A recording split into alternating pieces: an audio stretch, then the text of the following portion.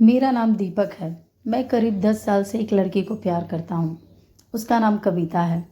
कविता मेरे घर के पड़ोस में ही रहती है। मुझे उससे पहली नज़र में ही प्यार हो गया था।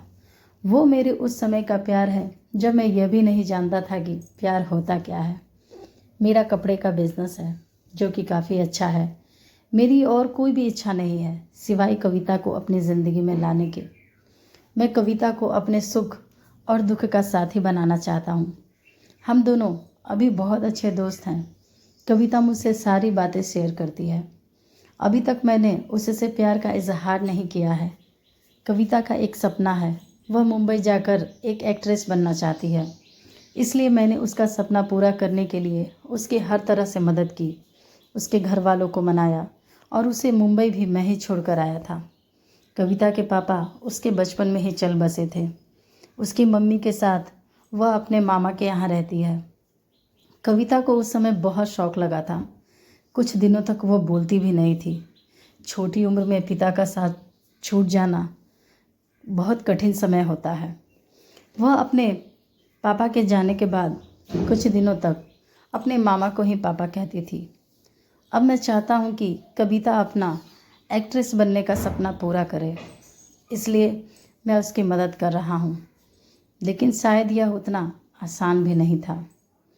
कविता 3 सालों से मुंबई में है। मैं उससे बात करता रहता हूँ, कभी कभी मिलने भी जाता हूँ। मेरे दोस्त मुझसे कहते हैं कि मैं कविता को प्रपोज कर दूँ।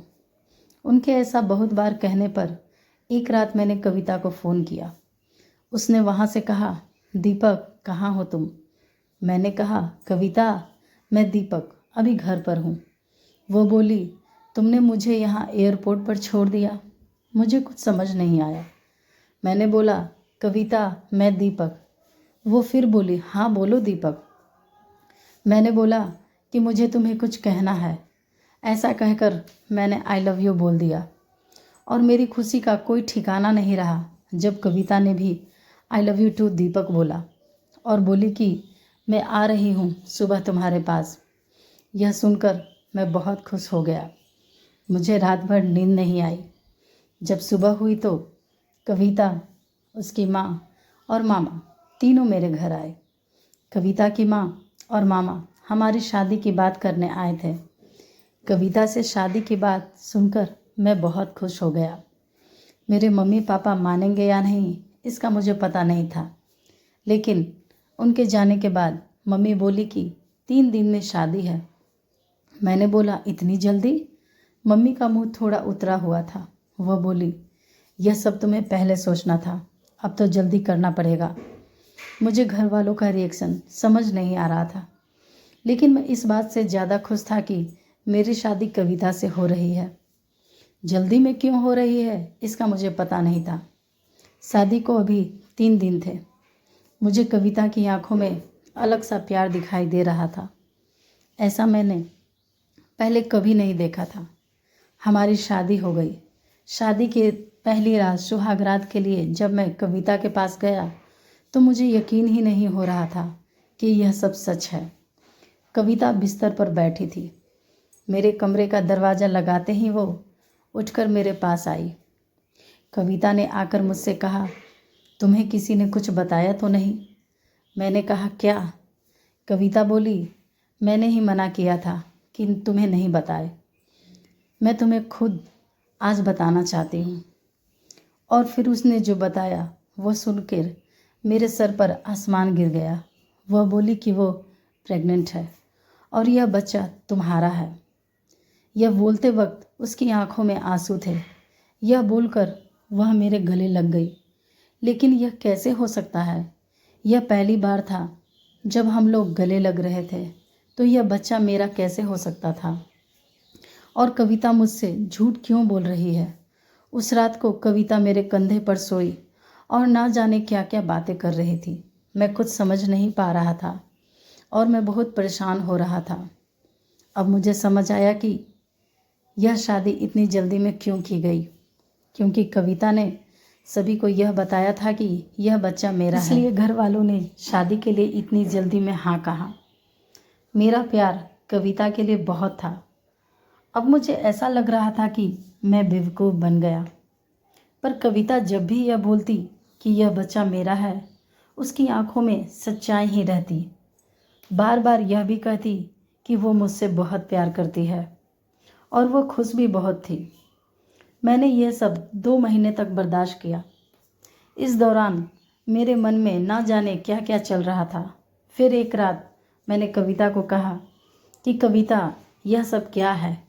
यह बच्चा किसका है? वो बोली, दीपक, क्या मजाक कर रहे हो?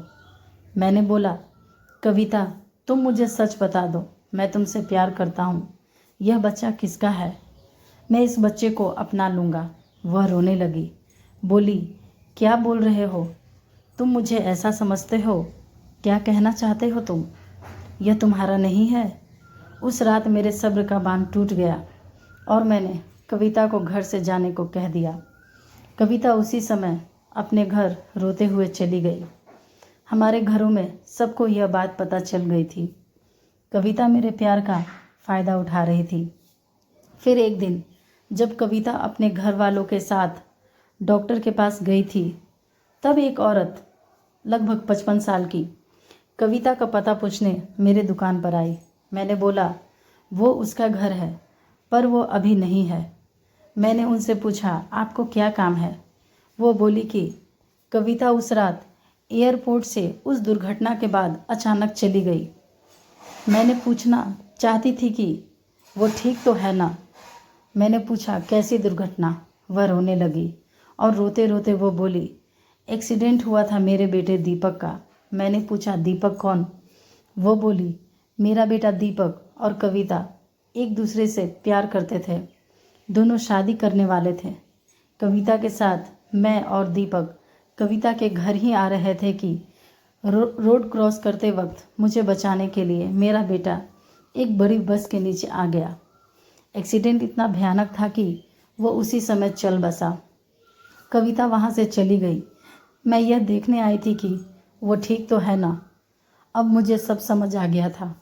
कविता जिससे प्यार करती थी उसका नाम भी दीपक था और उसकी आंखों के आगे वो चला गया। इस बात से उसको गहरा सदमा लगा है। वह इसे मानने को तैयार नहीं है। वो इस समय सदमे में है और मुझे ही दीपक मान रही है, जैसे बचपन में अपने मामा को पापा मान रही थी। इसलिए उसकी आंखों में सच्चाई दिखती थी। मैंने ठीक उसी समय उसे फ़ोन किया था और प्रपोज किया था जब वो एक्सीडेंट हुआ था। इसलिए वो इस तरह से बात कर रही थी। उसकी आंखों में जो प्यार है वो मेरे लिए नहीं है, बल्कि वो दीपक के लिए है।